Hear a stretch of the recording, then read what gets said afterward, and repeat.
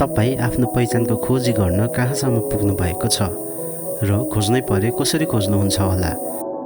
यो प्रश्नहरूको उत्तर सोच्दै गर्दा म मेरो पहिचानको खोजीको यात्रा सुनाउँछु ल। त्यस्तो यात्रा जुन एकदमै लामो अनि एकदमै गाह्रो यात्रा, तर गाह्रो भए तापनि गर्नुपर्ने यात्रा। त्यस्तो यात्रा जुन परिचित हुँदाहुँदै पनि अपरिचित महसुस गराइदिने यात्रा। यो कथा हो यस्तै यात्राको।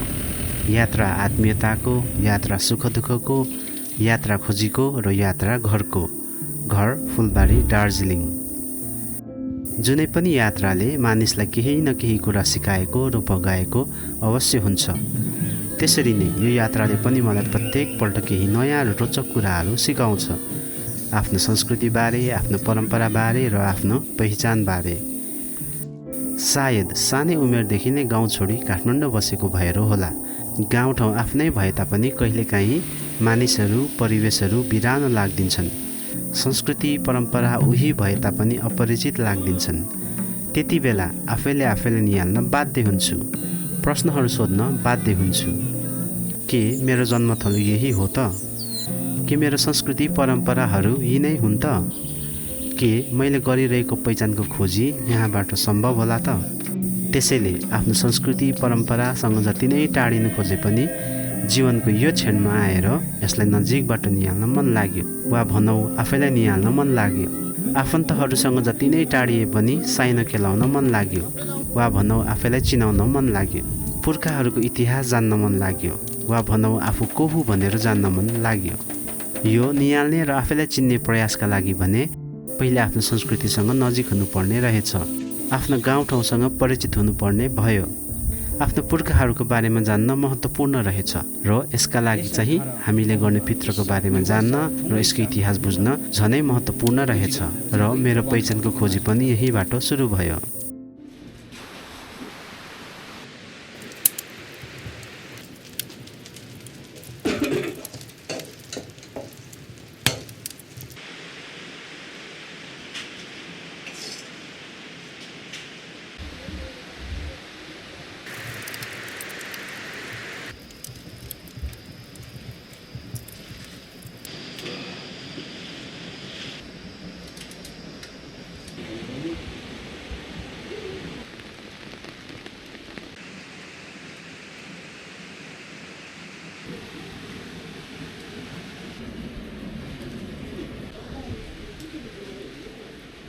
पितृ भनेको किराँत समुदायका मानिसहरूले आफ्नो पुर्खाहरूलाई सम्झी गरिने एउटा कुल पूजा हो। सालैपिच्छे गरिने पितृमा हाम्रो पितृहरूलाई सम्झी पितृका रूपमा 3 ढुङ्गा सुप्तुलुम, थुमालुम र मिचिमा मायालुमलाई पूजा गरी यसरी चुल्हामा आगो बालिन्छ र विभिन्न रीतिरिवाज गरी पूजाआजा गरिन्छ।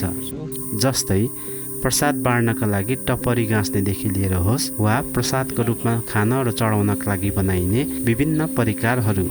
यसरी बनाइने परिकारहरूमा मुख्य रूपमा भुटेको चामल, कालो दाल, सुँगुर र कुखुराको मासुहरू पर्दछन्। परिकारहरूका साथसाथै अन्य कुराहरूको पनि आवश्यकता पर्ने हुन्छ। जस्तै भेटी पैसा, चिन्डो, नयाँ अदुवा, स्याउली र शिकार गरी राखिएका मृगका खुट्टा, कालिसका खुट्टा आदि जस्ता जङ्गली जनावरका अवशेषहरू। यसरी पितृमा पूजा गरिरहँदा आफ्नो मौलिक मातृभाषामा गर्नुपर्ने हुन्छ। ऐसा झारा फुपमुमा पिस्सा ट्युबासा छोङ्रिसा खाएनौँ न हो। र आफ्नो सम्पूर्ण पुर्खाहरूलाई पितृमा बोलाइ, प्रसादहरू चढाई अनि आशीर्वाद मागी अर्को वर्ष पूर्ण यसरी नै पितृ गर्ने बाचा गरी पितृको समाप्ति गरिन्छ। पितृ र पहिचान 2 फरक शब्द, तर एउटा अक्षरबाट बनेका शब्द। सायद यही भएर पनि होला पितृले मलाई मेरो पहिचानको खोजी गर्न र जान्न धेरै मद्दत गर्छ। मेरो पुर्खाहरूको बारेमा सम्झना गराइरहन्छ र मेरो जड अनि इतिहासको झल्को पनि दिइरहन्छ। साथसाथै पितृले मलाई सधैँ नै आफू को हुँ र आफ्नो पहिचान कहिले पनि बिर्सिनु हुँदैन भन्ने बोध पनि गराइरहन्छ। र अब हामी पितृ गर्नुभन्दा पहिला चाहिँ हाम्रो फुपामुमालाई मुमालाई बोलाउनु पऱ्यो। लाङ्गु खाउ फुपामुमा एसे तप एक दुआ भाप्से बुवा रेप दुआ काप्टे बुवा झारा बानुम न हो फुपामुमा। ये फुपामुमाको हात खुट्टा धोइदिएको अब हात खुट्टा अब हामी फुपा मुमालाई चाहिँ ती क्रममा बोलाउनु पर्यो। पहिला चाहिँ अब हामी पुरानो अदुवाले यसै तात्ते बुवा रेमाया तात्ते बुवा रेमाया सुक्कलुङ थुमालुङ मिचिमा मायालुङ कर्म विश्व माइज भन्ने चाहिँ हो। तात्ते बुवा रेमाया हामी बारिन पिछा पेरिया मङ्ग्रे खासम्पा कोबी बिचु खाइनु। अब चाहिँ आउँछ नयाँ अदुवा एसे रेप्तुबा रेमाया तात्ते बुवा भ्यानुम न हो उपमुमा सुबी बिच्छु। अब त्यो सुबी बिच्छु खाइनु उहाँ हामीले खानुपर्छ हो, यो चाहिँ खानु पऱ्यो। अब चाहिँ फेरि यो आउँछ एसे ताप्तुमा रेप्दुवा रेमाया झारा बानुङ न हो कुपुमा लोचामी खाइनु न हो। यो तात्ते बुवा रेप्दुवा रेमाया। अब चाहिँ हामी दैलोमा जानुपर्छ, मूल दैलोमा। अब हाम्रो मूल दैलोमा 3वटा सिकारी बसेको हुन्छ। यहाँको सिकारी, माथिको सिकारी, तलको सिकारी, 3वटा सिकारी बसेको हुन्छ। यसै झारा वारी लम्पी झारा बानुङ न हो यसै झारा पुरुली बेच्ची नाकुमे बेच्ची तलुवा बेच्ची। यो 3वटा अब सिकारी हुन्छ। अब हाम्रो यहाँ चाहिँ 3वटा सिकारीमा चाहिँ पुरुली बेच्ची यता हाल्नु पुरुली बेच्ची कुर्बेतन माकुम्री बेच्ची कुर्बेतन सलुवा बेच्ची कुर्बेतन। यो चाहिँ हाम्रो सिकारीहरू।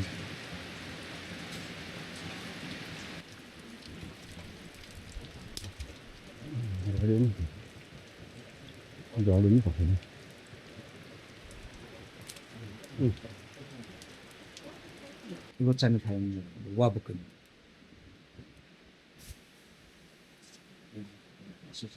ऐसा झारा उपमुमा पिस्सा ट्युबासा छोङ्रिसा खाएनौँ न हो।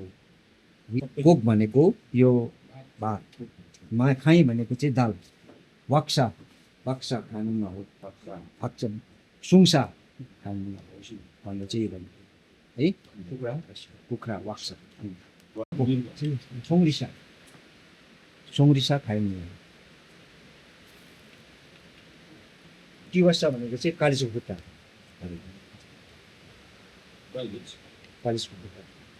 हामीले खाने प्रसाद भुटेको चामल र अदुवा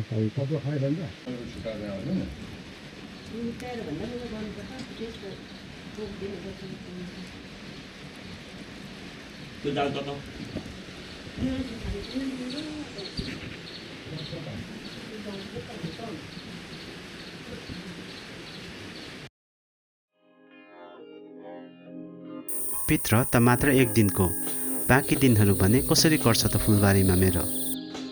बाँकी दिनहरू भने दसैँको प्रतीक्षामा र दसैँ मनाउँदा सकिन्छ।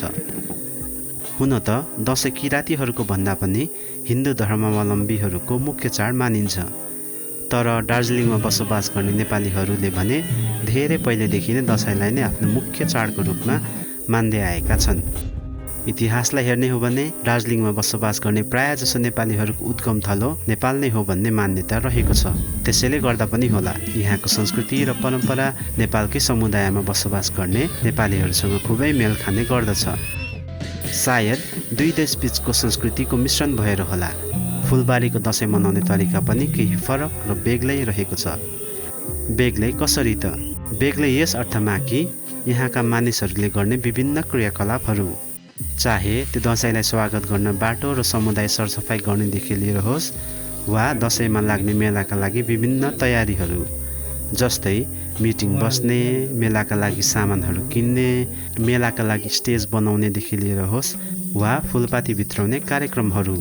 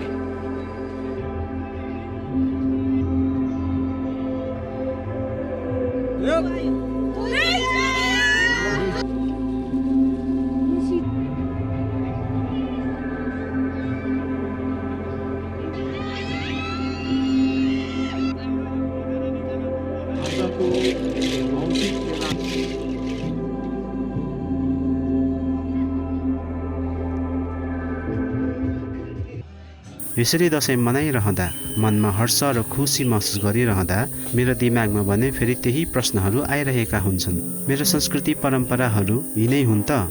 मेरो अस्तित्वको पहिचान यही हो त? मेरो इतिहास के हो त?